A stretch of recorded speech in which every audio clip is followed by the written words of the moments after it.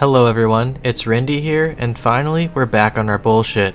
I wanted to make this video today in order to finish the only task I left incomplete in my Lower the Better series. At first it might sound easy, but honestly this was the only mission at the time where I had been fully stumped throughout the series. You can still see this original task in the intro to episode number 6, where my plans were to complete the Slug Menace quest and wear Proselyte armor all at the lowest combat level possible. This might sound relatively easy at first, but honestly, it's the only episode I ever had to completely scrap. The major problem I had with completing this questline at such a low level was that I couldn't get past the combat room in Recruitment Drive. This is because no items are allowed in Recruitment Drive, such as food or even armor, and with only one attack and strength, it was virtually impossible to get enough DPS off on the NPC over its natural hit points regeneration rate to complete the quest. But let's just say now, have occurred. To pick up where I left off on the previously failed journey, I would have to somehow remember my login name and password on this very obscure account I haven't touched in over 6 months. Luckily I have one of my favorite password management apps installed to help me do just that, being Dashlane. Dashlane had actually saved my lost RuneScape username and password which I created on the website, and I was therefore able to access it directly from my Dashlane account. This app works wonders for myself, as just within the process of this series I have probably made over 30 RuneScape accounts, and this is how I have kept up with being on track with all of them. This software also allows me to autofill just any username or password across the entire web, even on other sites such as my social media accounts. As well, I am able to auto-generate long unique passwords in seconds for created accounts on a particular website. Dashlane will also notify me as well when a database leak occurs on any of your saved websites, which will prompt you to update your related passwords. And last but not least, the autofill for personal forms and credit plus financial info everywhere, so you don't have to spend time filling in forms all day. If this product interests you, then you can try them out for free on your first device by going to dashlane.com/Rendi. Big thanks to Dashlane for partnering with me on this.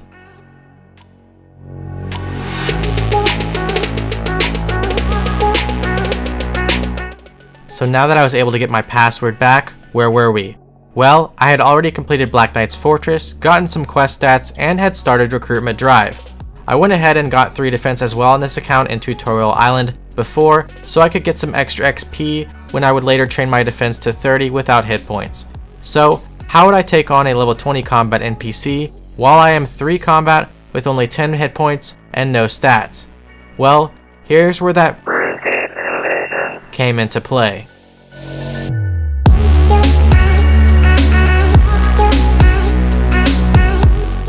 Do you remember this place? Yeah, me neither. Well, almost. I mean, even though it's dead, there is one F2P world with players in it, and well, I decided to head that way for what we're about to do. 326, 326, 326, 326. Just like we had all learnt from the Last Man Standing canon method in episode number 13 of Lower the Better, it seems there is truly better rewards to LMS than what people originally realized. And actually at this point, I'm starting to truly believe that the Last Man Standing update, which was originally geared towards PvP, has had more unintended benefits yet to PvM. This is because, well, if I simply sip this super combat inside LMS, while my stats are 99, my strength and attack will then boost a fair few levels. And simply logging out of LMS still acts as somewhat of an invalid leave. This enables my account to basically just log back in with a whopping 17 attack and strength boosted over my 1 stats.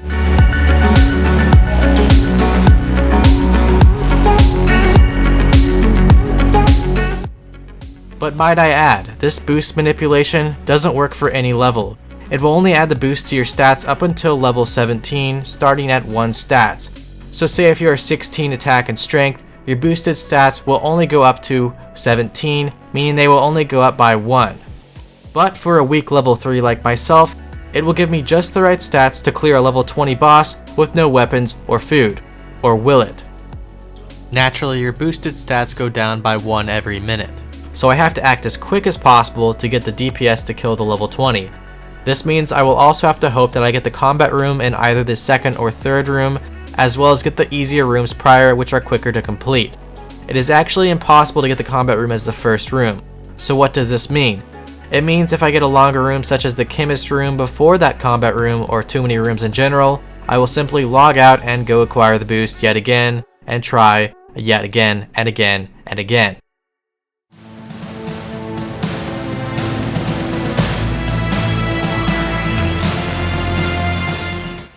Now I can't just out DPS this NPC, as I am still low defense and it will easily kill me in just 3 hits. And I have no food. Luckily though, Chessbra for some reason, God knows why, has this account already started up until this very specific step. So I will use his feeble body to therefore flinch this NPC half the time, while attacking it quicker other times in order to kill it before my boost goes down, and therefore no longer out DPS its HP regen timer. Chest wall.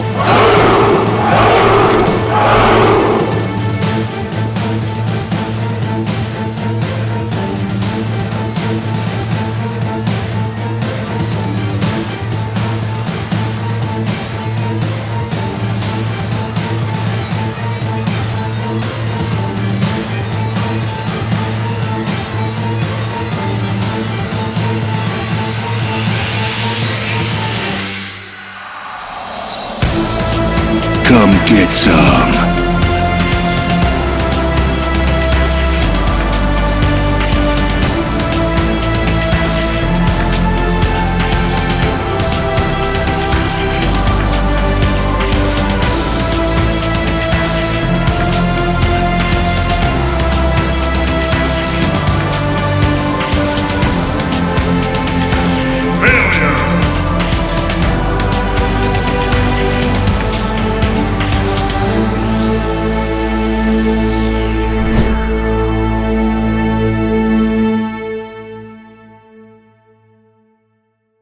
Round 2.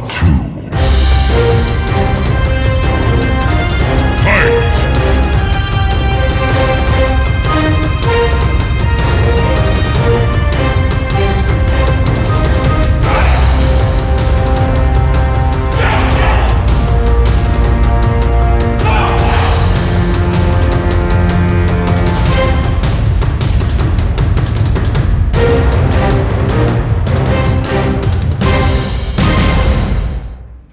Luckily, RNG was quite kind to us on the second attempt, and with this boost in coordination, I was able to finally complete Recruitment Drive 6 months later. But the journey here was far from over for myself, and even though I originally thought that this quest and this NPC would be my worst enemy to confront in this entire video, boy was I in for a surprise.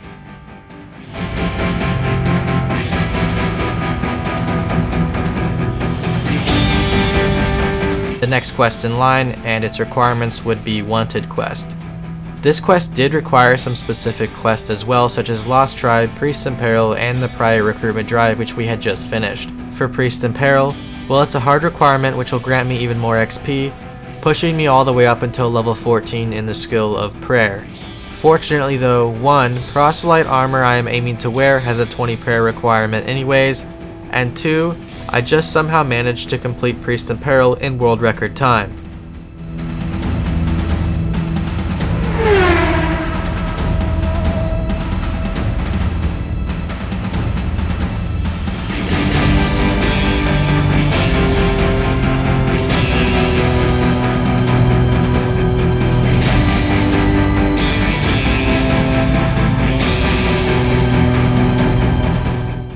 I would also have to get 32 quest points for Wanted quest, as you are required to access the Champions Guild for part of this quest, but to be honest, that was easy as well as the actual quest itself, and next I would have to look forward to Slug Menace. But first there were some more requirements. I would have to complete Sea Slug, which required 30 fire making, as well as then get 30 crafting, 30 rune crafting, 30 thieving, and 30 slayer. The only real annoying skill to deal with here was Slayer, as I was extremely low combat, and I wanted to avoid all experience to keep my hit points as low as possible and therefore my combat as low as possible. So in order to avoid XP, yet train Slayer, I would use the partner Slayer method to get a higher level task on the Chessbra main, while then hitting the last physical hit to the NPC to then grant my low level account half the Slayer XP per monster killed. And in this case, my task was Black Demons.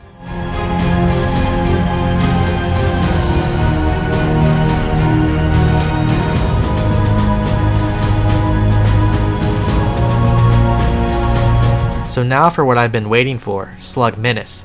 I went through this quest as normal, but later on the last step accidentally found myself quest locked on the boss fight step by dropping the comm orb before going into the fight instance. I was not able to even go back into the fight or use the doors, but I quickly found out that all I needed to do in order to get back into this boss fight was to acquire a comm orb from Sir Tiffy. Before I could go about this boss though, I had to do a lot of testing, and as to why I said earlier that this would be my hardest challenge yet, well, there are a few reasons. This boss is immune to ranged attacks, mage attacks, recoils, poison, venom, cannon, and is instanced. So yeah, it's immune to literally everything. This boss being instanced is equally as bad as all of the above because that means I can't bring in other people into the fight with me, which could otherwise possibly venge me to get the damage off and avoid me getting hit points experience. This meant I would absolutely have to get hit points experience on this boss, but fortunately I can get to 11 hit points anyways without leveling the finalized combat to where Proselyte past that of 13. This means I would only have around 2 attempts to kill this boss before going past that low combat level threshold. Another thing to add about the fight, and to make matters even worse, is that this boss hits 6s, meaning it can literally 2-hit me, and it has a relatively high defense and accuracy, having 50 based stats. This meant I would either completely run out of food or not be able to normally out DPS this NPC with my 1 attack and strength, since I am using ticks between attacks to eat food. And yes, even if I use this insane LMS smuggle to boost my stats yet again, this NPC has a much higher hit points level than the NPC from Recruitment Drive, so flinching with boosted stats normally would take way too much time. Time is a huge factor here because I have to wait between attacks while flinching at a slower rate to avoid damage from the slug, and therefore my LMS boost will diminish quite quickly in this fight, allowing me to possibly never kill this NPC past its natural health regeneration per minute. There was still one possible method to add into the aspect of this fight which has recently caught my attention. Yes, another one. And this method is so obscure that I swear there is almost no other instance besides defeating this specific boss at this specific low combat level where this will ever even be absolutely needed. How the hell do I hit this shit quicker?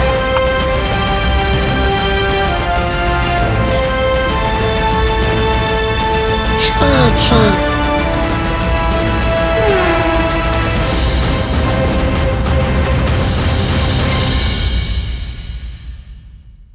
So this was actually found by Henke, of course, the genius himself, and it consists of using the western pushback of a Mithril seed to therefore melee flinch at practically double the rate of traditional flinching.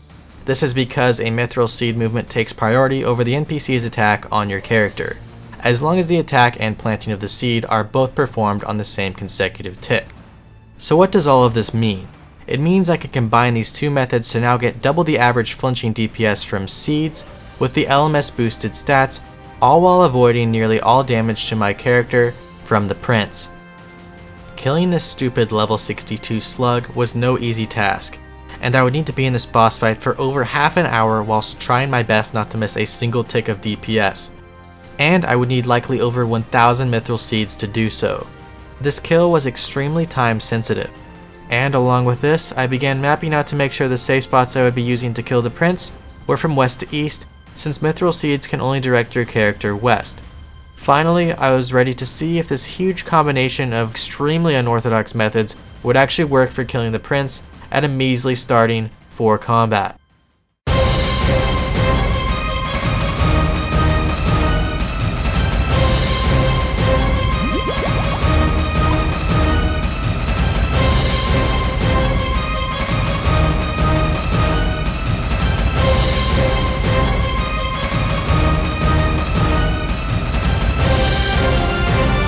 Chest block.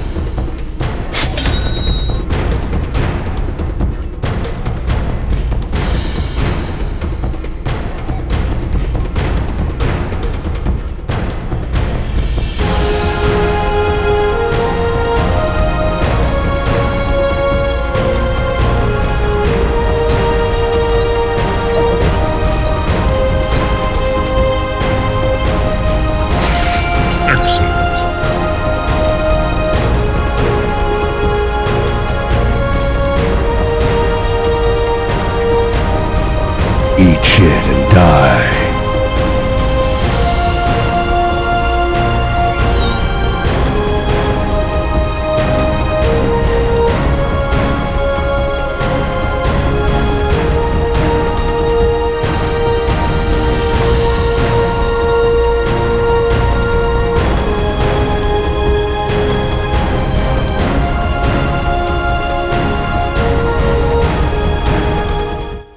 So I decided to train my defense quickly by first completing the Shadow of the Storm questline and killing Agrith Nar through poison flinches behind a torch for 7 to 27 defense.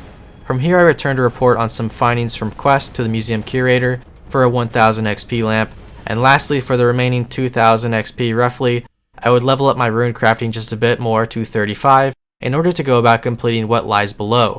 Similar to the Slug Prince, King Rold, the boss from the What Lies Below quest, is yet another instance boss which was immune to poison, recoils, and venom.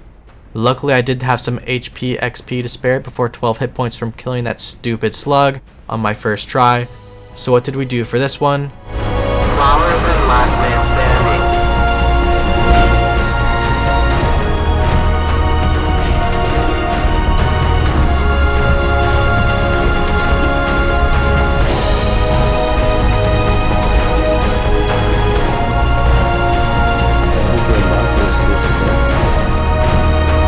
Rendi wins. I still wasn't done here. In the past, some items have had requirements that were either completely lacking or even boostable. This has been apparent with Hostas, Brine Sabers, Dragon Defenders, and other very obscure wieldable quest items in the game with not real requirements behind them. So well, I wanted to test this with Proselyte. So at this point, I already had completed Shadow of the Storm, which led me to the idea of maybe using Evil Dave's part of Recipe for Disaster in order to get access to yellow spicy stews and boost my prayer from level 15 up until level 20, saving myself one combat.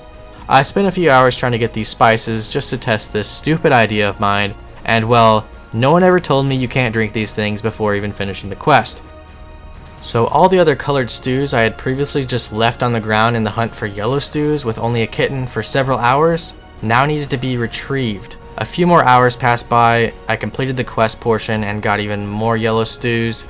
Many failed attempts were happening with the prayer boost, but finally I hit that level 20 prayer.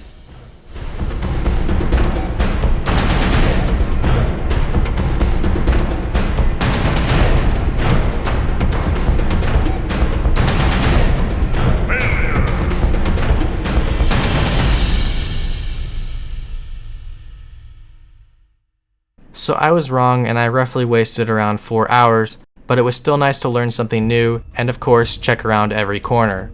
As someday I don't want to be the guy walking around as a level 13 with Proselyte, when I could have been the guy walking around as a level 12 with Proselyte the whole time and a lower prayer level. Either way, it was over. I could finally wear the golden white armor and with pride at only 13 combat, the lowest possible in the entire game. And even more importantly, I had completed the only task I ever failed in my Lower the Better series over 6 months ago. If you all did enjoy the video, a subscription to my channel is greatly appreciated. Soon I will be working on entirely new video styles, ideas, and concepts, not something you all are probably familiar with from me, but I do like to mix things up and get further outside of the box. I hope to see you then, and I hope all of you have a wonderful week.